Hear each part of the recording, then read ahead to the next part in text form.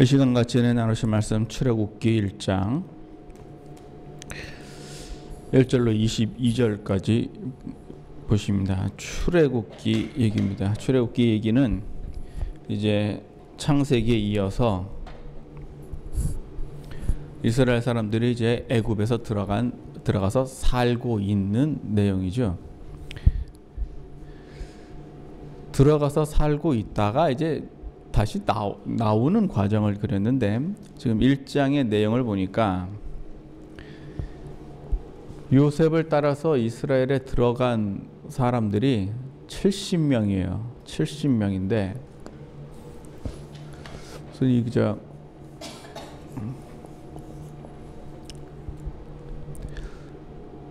애굽에서 70명이 들어가서 사는데 한 400년 지나서 사는데 심히 강성해졌어요.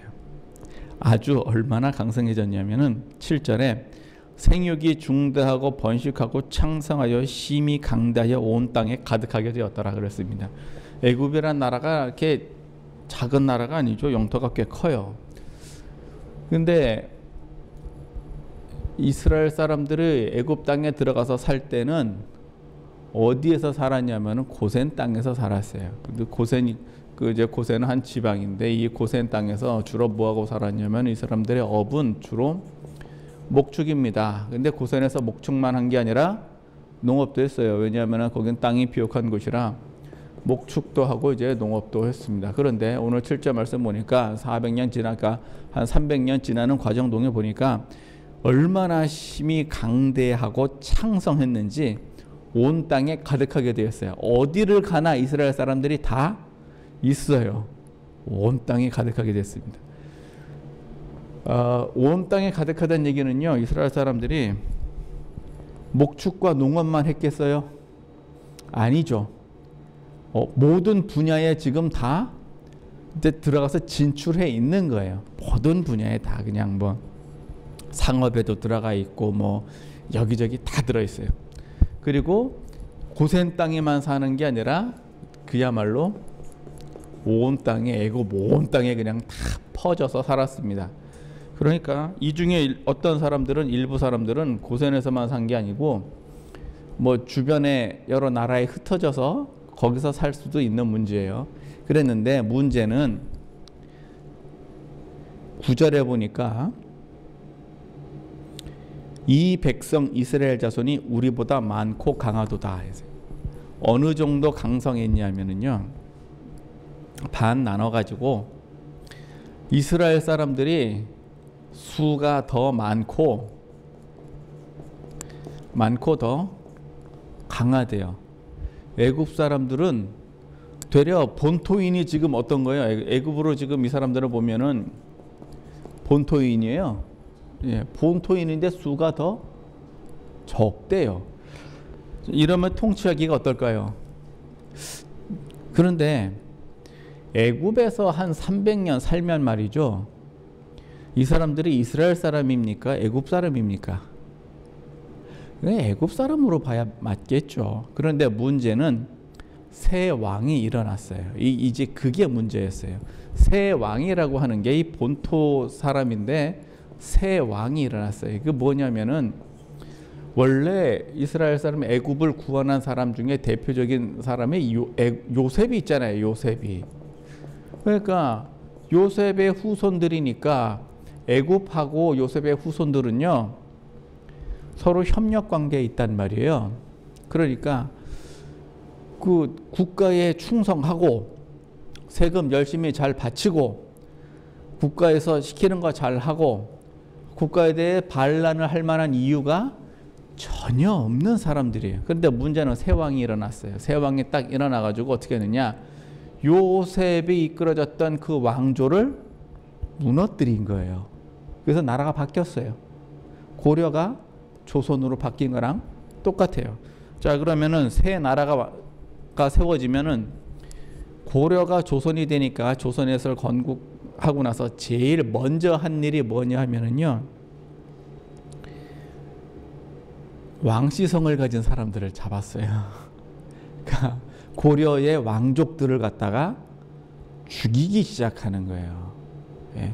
고려 왕시성을 가진 사람들을 죽이기 시작하고, 또 뭘 했냐면은 고려는 호족이 문제였어요. 호족. 그러니까 지방마다 거의 뭐 한 고을을 자기 영토로 그 영토가 자기 논밭으로 삼고 사는 사람들이에요. 뭐 산과 강을 자기 땅의 경계로 삼았으니까 어마어마하게 한 사람들이고, 백성들은 바늘 하나 꽂을 땅이 없을 정도로 그렇게 힘들었어요. 그러니까 조선을 건국하고 나서 때려잡은 게 누구냐? 호족들을 때려잡았어요. 그걸 다 뺏어버렸어요. 지방관을 파견하고. 그리고 또 뭘 했느냐? 불교가 또 땅을 많이 갖고 있었어요. 그런데 불교를 또 때려잡았어요. 그런 것처럼 새 왕조가 일어나면 전 왕조를 지탱했던 기둥들을 쳐내는 거예요. 그래서 뭘 하느냐? 요셉의 그 수많은 이스라엘 사람들을 억압을 하기 시작합니다. 그 억압하는 이유는 별거 아니었으면 괜찮은데 수가 많고 강했어요. 누구보다? 자기네들보다 수가 많고 강해서 이렇게 하였습니다. 그러니까 이제 뭐를 해야 될까? 어떻게 할까? 10절에 그들에 대하여 지혜롭게 하자. 두렵건대 그들이 더 많게 되면 전쟁이 일어날 때에 우리 대적과 합하여 우리와 싸우고 이 땅에서 갈까 하노라. 자, 지혜롭게 했어요. 왜 지혜롭게 했냐? 지혜롭게 어떻게 하자? 이 수가 많고 강하였는데, 지금 애굽 사람들은요, 새 왕조는 무슨 생각을 했냐면 아직 일어나지 않은 일에 대해서 미리 근심 걱정을 했어요. 아직 일어나지 않은 일, 그게 뭔 일이 났느냐? 전쟁이 났는데, 여기서 그 우리 전쟁 얘기하면은요, 전쟁이 나면 이스라엘 사람들이 적국과 한패가 됩니까?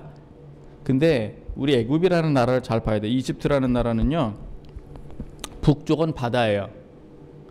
주변은요, 사막이에요.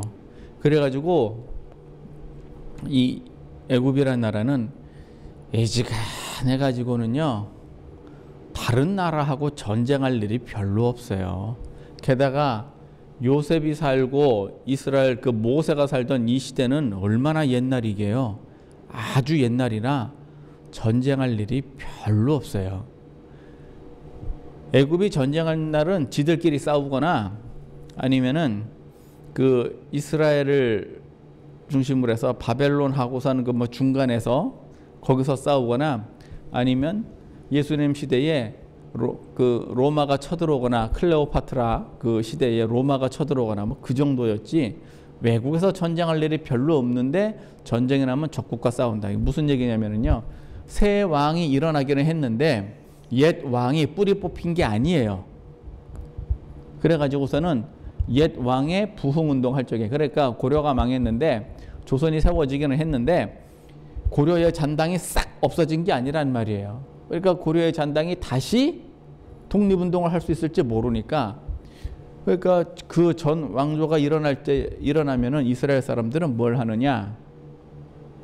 그 사람들과 합하여서 싸우면 우리가 불리해진다, 그 얘기예요. 대단히 정치적인 이유로 아직 일어나지 않은 일에 대해서 미리 근심 걱정을 해서 뭔가 지혜롭게 일을 처리합니다. 자, 이게 지금 오늘날 이게 무슨 상관이 있을까? 굉장히 중요한 상관이 있어요. 왜 그러냐면요, 지금 애굽은 기본적으로다가 세상이죠.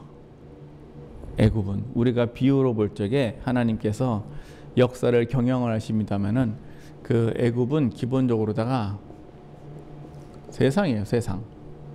기본적으로 세상. 그리고 이스라엘은 기본적으로다가 하나님의 백성이에요. 그래서 출애굽에 대한 내용은 세상에 사는 하나님의 백성들이 어떻게 구원을 받느냐 하는 그 과정을 쭉 써놓은 거거든요. 그런데 지금 이 세상과 하나님의 백성 이 과정을 볼 것 같으면 이게 그렇게 그냥 단순한 이야기가 아니에요. 왜 그러냐면 세상이, 그러니까 이 세상, 정확히 말하면 마귀가 하나님의 백성을, 이 세상 사람들을 어떻게 다스리느냐를 단적으로 보여주는 거예요. 이게 단적으로, 정말 단적으로 아주 정확한 모델이에요. 이 사람들이 이스라엘 사람들한테 하고 있는 그 내용, 그런 것들이 정확한 내용이에요. 그 내용들을 보면 말이죠. 10절을 보면은 전쟁이 일어날 때 우리 대적과 합하여 우리와 싸우고 이 땅에서 갈까 하노라 해서 두 가지를 염려를 했어요. 전쟁에서 첫째는 뭐냐면 전쟁이 일어날 때, 첫째는 전쟁이 일어날 때 대적과 합하여, 그러니까 뭐냐면 반란이 나고, 두 번째로 어떻게 하냐면 이 땅에서 갈까 하노라, 이 두 가지를 염려를 했습니다. 이 땅에서 갈까 하노라. 그런데 이거는요, 우리가 좀 자세히 좀 생각을 해볼 필요가 있어요. 반란은 그렇다 쳐도 이 땅에서 갈까 하노라.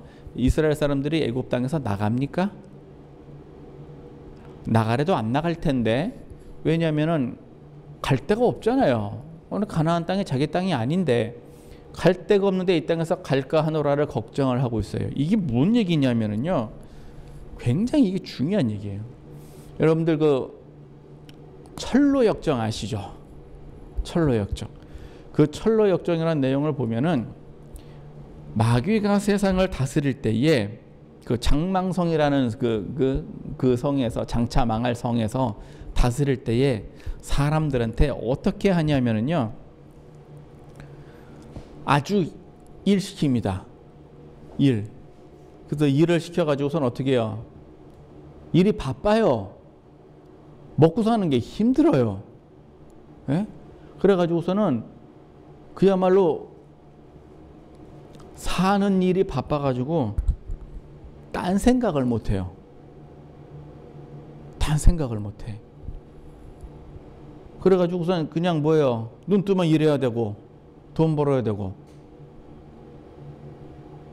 얼마나 바쁜지 일에 쫓겨 사는 게 아니라 돈에 쫓겨 살아요. 가난한 사람들. 그래가지고선 막 그냥 그렇게 일을 해요.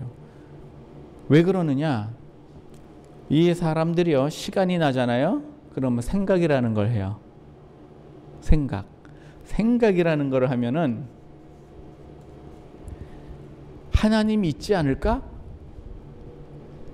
그래서 마귀는요, 세상에 대해서 어떻게 하냐면은 일시켜요.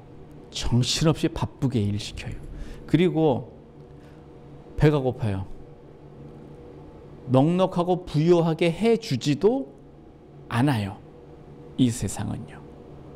그래서 마귀는 사람들에게 생각할 틈 없이 바쁘게 막 돌려요, 그냥.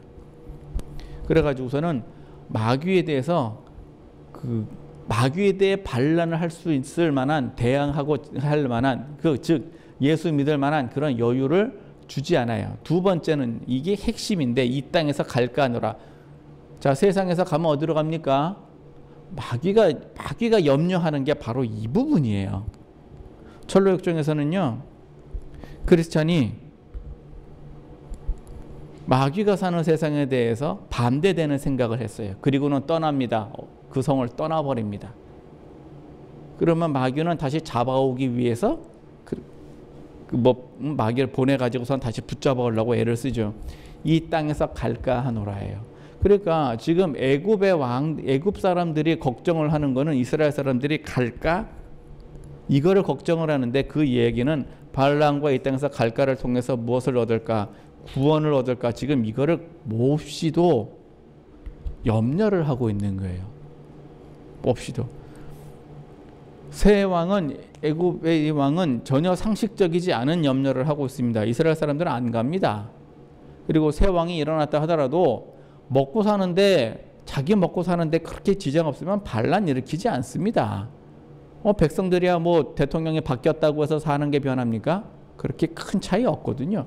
그런데 이게 마귀가 세상에 대해서 어떻게 하고 있느냐, 바로 이 두 가지를 염려해서 무슨 일을 저질렀느냐 하면은요, 염려하여 감독들을 세우고 그들에게 무거운 짐을, 자 드디어 이제 일시켜요. 무거운 짐을 일시킵니다. 아주 무거운 일을 시켜가지고 어떻게 하냐면 국고성을 만들어요. 국고성, 비돔과 람셋. 이게 뭐 비돔과 람셋인데 이건 뭐 람셋이죠, 람셋. 그런데 여러분들 국고성이 뭐예요? 국고성. 그 글자 그대로 창고로 만든 거예요. 창고를. 그냥 창고, 뭐 쌀 창고가 됐든 뭐 어떤 비축할 만한 창고를 만들어서 2개나 만들었어요. 문제는요, 창고가 꼭 필요했느냐 이거예요. 이게 필요할 만큼 애굽의 산물이 넘쳐나가지고 감당을 못할 만큼 성을 만들어야 할 만큼 그렇게 넘쳤을까요? 아니에요. 목적 자체가 성을 위한 것이 아니라 목적 자체가 뭐예요? 예, 고생시키려고 하는 거예요. 목적 자체가 고생시키려고 만든다. 이거를 봐요. 그러니까 세상이 사람들에 대해서 목적 자체가 뭐냐 하면은요, 열심히 돈을 벌고 열심히 수고를 해서 사랑하는 가족과 함께 즐겁게 사는 것, 열심히 일을 해서 가족과 함께 즐겁게 살고 낙을 누리는 것, 이걸 못하게 하기 위해서 뭐를 하느냐, 그냥 안 해도 될 일을 그냥 만들어 가지고 막 사람들한테 강요를 해서 힘들게 하는 거예요. 이유가 뭐냐? 수가 많고 창성해지니까, 강대해지니까 이걸 막기 위해서 제일 첫 번째로 무슨 일을 하였느냐? 합법적인 일을 했어요. 첫 번째는 합법적인 일을 했어요. 그래서 자기 땅에 사는 백성들한테 성을 지을 테니까 와서 노역을 하시오 그러면은 합법적이잖아요. 그래서 일을 합니다. 그러나 그 원래 목적은 억압하기 위해서 힘든 일을 시켰어요. 이거 가지고 안 돼요. 왜? 학대를 받을수록 더욱 번식하고 창성하니. 이스라엘, 아니 이게 어떻게 고생을 시켰는데도 불구하고 더 번성을 하는 거예요? 이스라엘 사람들 2000년 동안 돌아다니면서 사는 거하고요, 예수 믿는 사람들 이 땅에서 세대를 거듭하면서 사는 거하고요, 굉장히 흡사한 면이 많아요. 둘 다 공통점은요, 하나님께서 지켜주시고 보호하신다는 얘기거든요. 그래서 아무리 고생을 시켜도 이 사람들은 더욱더 번성하고 창성합니다. 그래서 더 일을 더 힘들게 했어요. 성을 쌓으면 쌓지, 흙 이기기, 벽돌 굽기, 농사, 하여튼 여러 가지 일을 그냥 힘들게 해서 굳고 성만 쌓는 게 아니에요. 흙 이기기, 그 벽돌 굽기, 농사, 하여튼 그냥 힘든 일은 골라서 그냥 다 시켰습니다. 자, 두 번째, 그래도 안 되니까 어떻게 하냐면은 애굽 왕이 히브리 산파 시브라라는 하는 사람과 부하라는 사람에게 일러서 아이가 태어나면 남자면 죽이고 여자는 살려라 이렇게 합니다. 자, 두 번째, 처음에는 합법적으로 했습니다. 그 다음에 두 번째는요, 불법적인데, 두 번째는 불법적인데 이걸 어떻게 하냐면은 비밀리에 했어요. 누구 시켜서? 산파시켜서 비밀리에 이렇게 했어요. 세상이 국민들, 그러니까 마귀가 예수 믿는 사람들, 그 다음에 정권이 국민들, 독재자가 백성들 억압하는 방법이 이래요. 처음에는 합법적인 걸로 하지만 그 다음에는 불법적인 걸로 합니다. 그래서 비밀리에 산파들한테 시켜서 비밀 지령을 내립니다. 그러면 만약에 이 산파들이요, 왕이 시키는 대로 했다고 합시다. 맨입으로 하겠어요? 그러지 않을 거라고요. 분명히 막대한 이익이 생길 거예요. 불법을 비밀리에 시켰는데 만약에 이게 들켰다고 합시다. 그러면 왕은 어떻게 하면 돼요? 오리발 내밀면 돼요. 왕은 나 그런 적 없어. 누가 죽인 거예요? 산파가 죽였잖아요. 그러니까 어떻게 하면 돼요? 산파 목을 베면 돼요. 정권이 불법적인 일을 할 때는요, 반드시 일을 비밀리에 시켜요. 그리고 그게 들키게 되면 어떻게 되죠? 예, 잘라버리는 거예요. 네가 했잖아 하고서는 치워버리는 거예요. 지금 당장 우리나라도요, 원전 문제 이런 거 지금 터졌잖아요. 북한의 원전을 뭐 지어주니 많이 뭐 수력 발전소를 하니 많이 뭐 이게 왜 파일을 지웠니 많이 그건 여기에 해당하는 거예요. 여기에 자기들이 비밀리에 시켰다가 뭐 좀 곤란할 것 같으니까는 없애버리고 말이죠. 뭐 도대체 USB에 뭐가 들었냐? 근데 모르지. 정직한 게 들었으면 공개하는데 이상이 없겠죠. 안 정직하니까 공개하는데 이상이 있겠죠. 비밀리에. 만약에 그게 문제가 되면 어떻게 돼요? 당사자만 네가 한 거야. 그리고는 그 사람 목만 쳐버리면 되는 거죠. 이게 지금 우리나라만 그런 게 아니라 뭐든 다 그래요. 왜? 불법이 핍박을 하고 국민을 속이고 하는 여러 가지 그 과정의 그 방법이에요. 자, 그런데 이 산파가 하나님을 두려워하였습니다. 자기한테 막대한 이익이 생길 수도 있었는데 하나님을 두려워하여서 이 비밀스러운 일을 어떻게 했어요? 안 했어요. 비밀스러운 일을 안 했다고요. 지금 우리 현재 공무원 그다음에 대기업 그다음에 하청 또 기타 등등 불법적인 일을 비밀리에 시켰는데 이거를 거절을 했어요. 그랬더니 하나님께서 어떻게 하셨느냐? 여기에다가 복을 주셨어요. 되려 은혜를 베푸셨어요. 산파들에게 하나님께서 은혜를 베푸셨어요. 산파들 입장에서 보면 말이죠. 아니 내가 사실 한몫 잡을 수 있었어. 그 일을 하기만 했으면. 그런데 한몫 잡을 수 있는 걸 안 했어요. 그랬더니 대신 하나님이 은혜를 크게 주셨어요. 구체적으로 어떤 은혜인지는 모르겠으나 아마 그 하나님이 크게 주셨어요. 우리나라뿐만 아니라 모든 전부 다 그래요. 왜냐하면은 마귀가 세상에서 사람들에 대해서 어떻게 가면을 쓰고 역사를 하느냐 그거기 때문에 불법에 타협하지 않으면 말이죠. 하나님이 다 갚아주세요. 그런데 어디에 속느냐? 그 이제 한몫 잡는 미끼에 속아서 그거를 이제 먹는 거죠. 세 번째는 이제 문제예요. 왜? 불법으로 하려고 그랬더니 안 통했어요. 그때 세 번째는 어떻게 해요? 자기가 직접 나서고 대놓고 뭐 하는 거죠? 정말 대놓고 핍박을 합니다. 어떻게 핍박을 하느냐? 아이가 태어났는데 사내 아이면 하수에 갖다가 나일강에다 갖다 버려요. 그래서 사내가 태어나면 죽여버리고 여자가 태어나면은 그냥 살려두고 아예 대놓고 핍박을 합니다. 지금 대놓고 핍박을 하는 나라가 있어요. 어디냐면은 북한이에요. 북한은 아예 대놓고 핍박을 해요.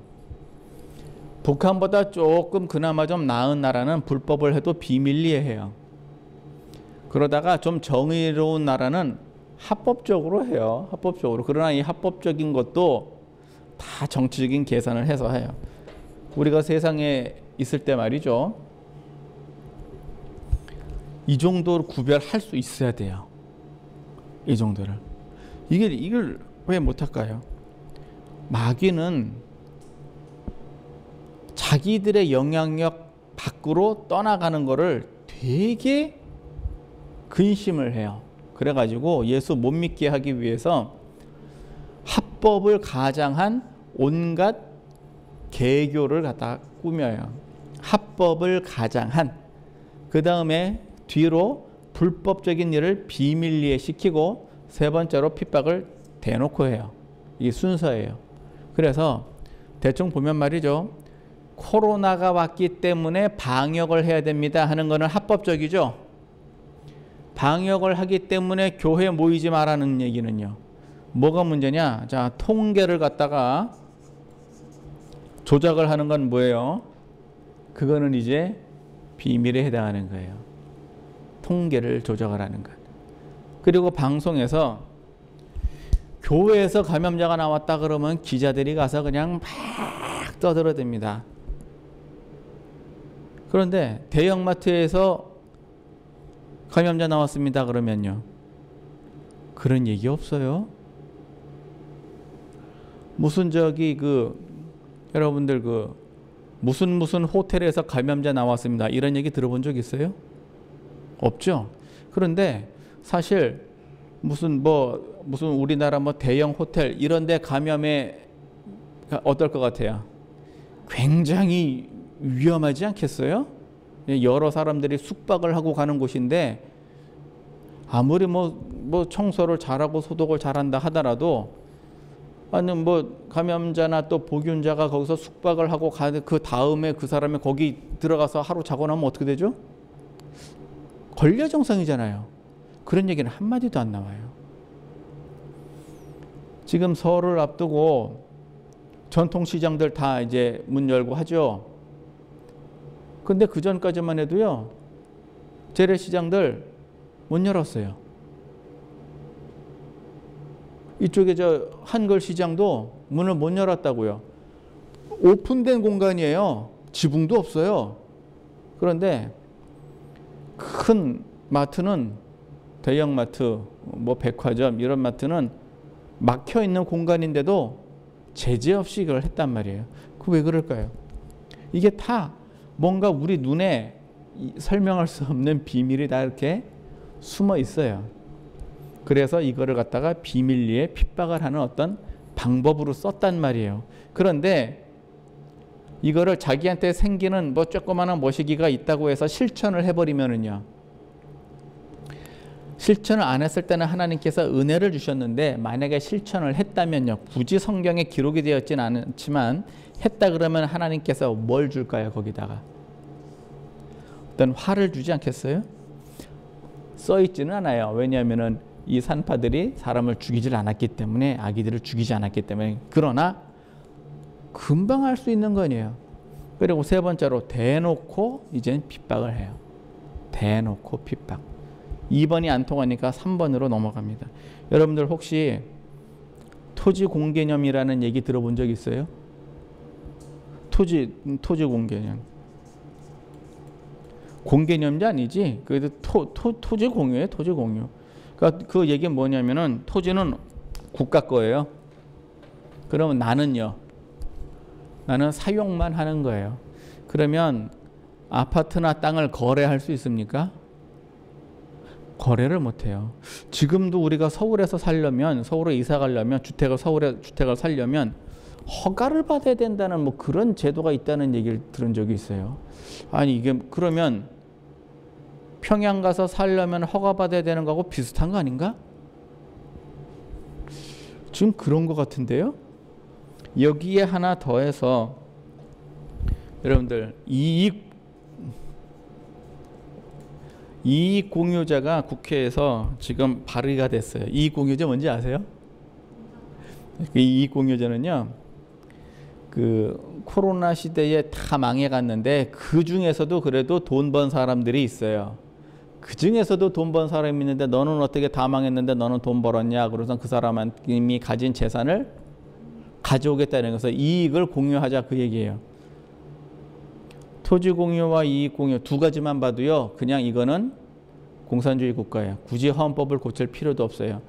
대한민국은 자유주의 국가다라는 그 헌법 조항을 바꿀 필요도 없어요. 그냥 이익 공유와 토지 이 두 가지만 하면 대한민국은 그냥 공산주의 국가예요.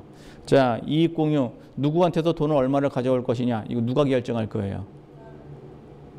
나라? 아니죠. 권력을 가진 자가 결정하는 거죠. 그래서 제 마음에 안 들어 그러면은요, 가서 그냥 뺏어오면 되는 거예요. 자, 우리 마을에 어떤 여기에 해당하는 사람이 있고 반대되는 부자가 있어요. 반대되는 부자가 여기에 이 관리자한테 밑보였어요. 어떻게 되죠? 다 털릴 수 있어요. 그렇게 털려서 누구 줘요? 자기들이 나눠 가지겠지. 이게 문제예요. 이게 문제. 성경에서는요, 마귀가 세상에 대해서 지금 세상 사람들, 정확히 말하면 그냥 사람들이에요. 이 사람들은 악하고 선하고 하는 것 없어요.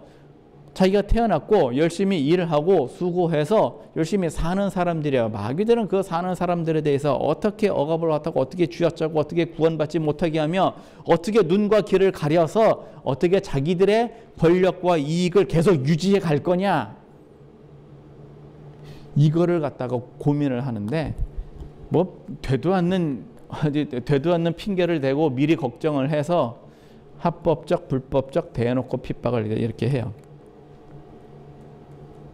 그러면 이스라엘 사람들은 어떻게 해야 됩니까? 여기에서 저항할 수 있을까요? 어쨌든 이스라엘 사람들은 저항을 못했습니다. 오늘 성경에 그냥 고통스럽게 살았어요. 우리가 출애굽기 1장만 볼 것 같으면 이거를 정치적인 안경을 쓰면 말이죠. 도대체 왜 애굽 사람들이 이스라엘 사람들을 그렇게 했을까라고 하는 거를 금방 알 수 있어요. 금방 알 수 있어요. 왜 정치적인 안경으로 이렇게 정치적인 시각에서 이렇게 봐야 되느냐 하면은 마귀는 이 정치하는 쪽에 많이 역사를 해요.